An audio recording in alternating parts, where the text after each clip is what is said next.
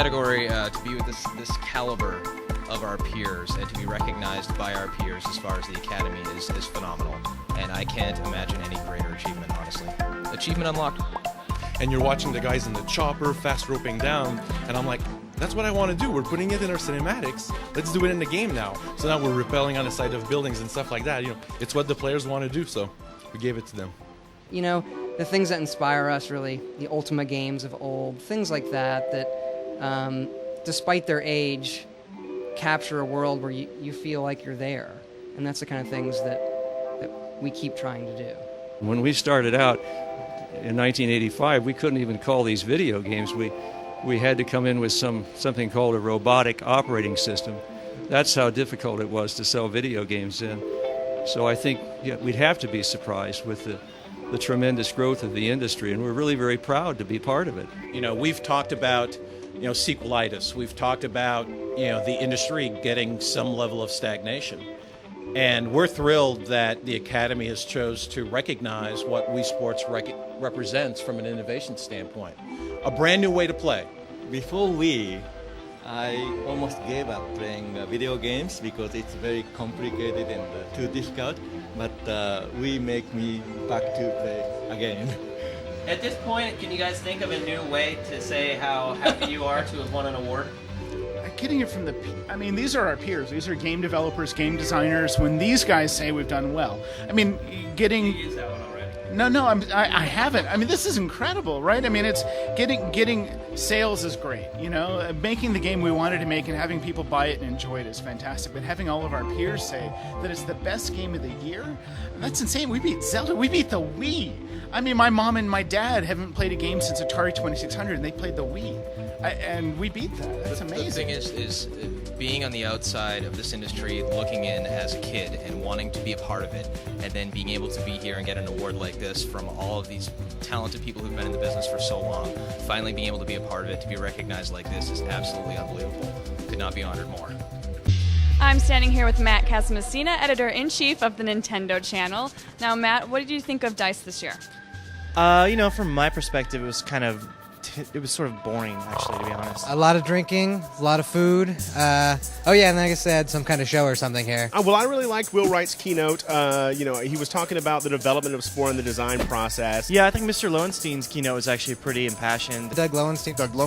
So what exactly did Doug Lowenstein say that caused such an uproar and controversy? So I guess the big controversial points in Doug's speech were talking about cut-and-run developers, so a little bit hitting at Rockstar, although he didn't actually mention Rockstar. That's pretty much who he was talking about. He really felt what he was talking about there, and I liked that he called out some of these publishers, who are releasing mature games, and then sort of when the shit hits the fan, they are running and sort of ducking for cover. It felt like an exit interview. It's like the guy was leaving, it basically was his last day as president of the ESA. He's going to pump the fires a little bit. He said some controversial things. And, he said stuff about the media. He called it immature. And took on the journalists, too, saying that we're a little sloppy and lazy in getting the message out to the gamers and what the important news is. And I think he's right, actually.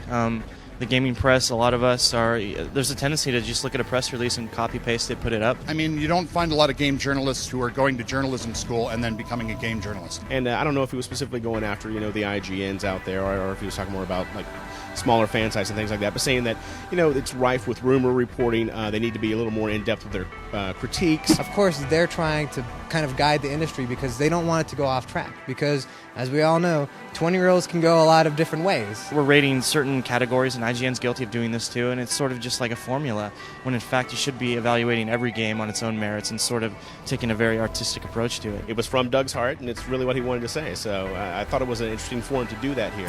So, did you get to go to the awards ceremony last night?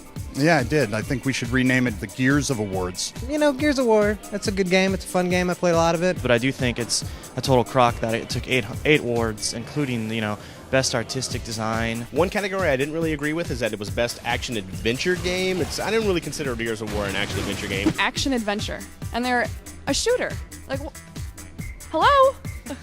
Come on, yeah. people. 8 out of 10, that's a big sweep, but hey, we got to see a lot of Cliffy B last night, didn't we? Games like Okami, of course, weren't even considered because Capcom doesn't pay the fees. Yeah, I'm not 100% sure of the award criteria, but it would seem that there were certain companies that were excluded by not being members. I'm not sure if that's up front. So was there anybody you were particularly rooting for?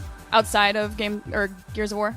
Well, you know, I think all the names that were there, Oblivion, I was a big fan of last year, and that got some props. I honestly thought Zelda should have won. I'm sad to see that it didn't.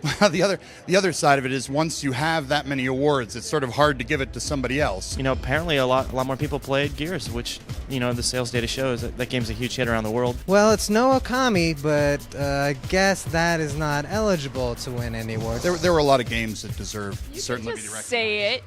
All right. I liked Rainbow Six.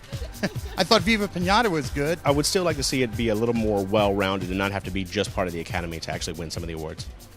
Well, thanks so much for talking with us, and I will see you back at the office. All right. Yeah.